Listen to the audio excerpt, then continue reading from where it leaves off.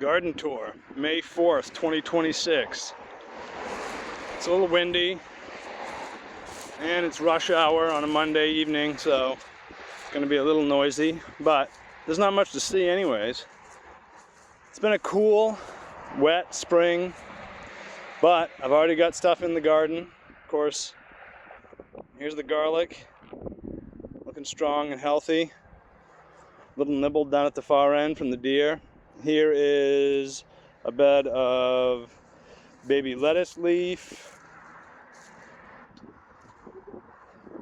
And I've got a bed where, right here, this is Napa cabbage with some lettuce and some scallions run down the middle. Planted the cabbage last week, and the scallions. I just planted the lettuce. That's black seeded Simpson.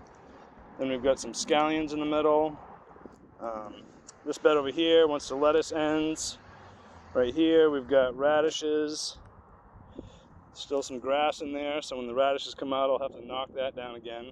So this upper part here, this is probably French breakfast radishes here. These radishes here are cherry bell, like a round red style radish. And then this down here is spinach, which, I don't know, I didn't get great germination. So I'll have a little spinach here, but nothing to write home about. Then in this bed over here, you know, the Napa cabbage comes down to about here. And then I had excess green cabbage that I finished off the rest of the bed in down here. And then I just put, that's some romaine lettuce in the middle there. And then over here, we've got, this is purple cabbage with some chard, and some green cabbage down the middle. I just planted some collards in between. There's also some blue curly kale. There's some purple lacinato. There's some regular greenish blue lacinato up there. And then we've got green cabbage at the top of the bed here. These are my red and yellow onions here. I only managed to germinate enough to come almost halfway down this bed, not even a half bed of onions, but luckily all the seed that I didn't put in seedling trays, I put out in basically milk jugs outdoors, and used a technique called winter sowing, where you just put the seed in some soil and put it under the drip edge of your roof, and then when the conditions are right, the seed pops, and that has happened. They're a little bit smaller than these onions at this point, so I'm gonna fertilize them one time and, you know, fill the rest of that bed here in a week or two once those onions have sized up a little bit more.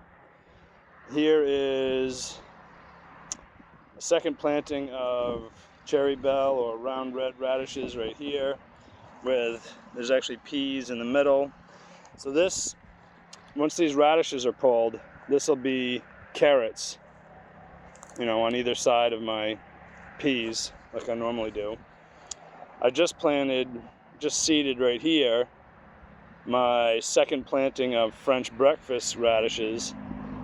Goes about halfway down, and then to finish the bed is a second planting of spinach. So what I'll do is I'll plant carrots here on this side of the peas and continue it up here once I can pull these radishes out.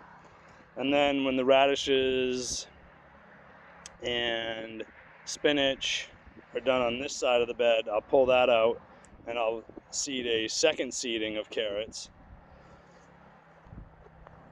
And I also just seeded in this partial bed here. I ran out of compost, I've got some more coming. This is my second planting of baby leaf lettuce.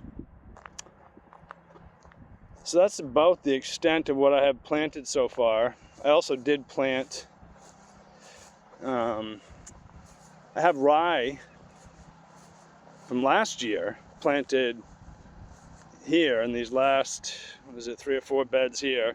This is where my garlic was last year. And when the garlic came out, I seeded it with rye. And these were cabbage beds last year. And when I pulled my tarps in the fall all the way up to the garlic that's up there, they were a couple beds shy of reaching the rye over here. So this spring I seeded more rye on these 2 beds.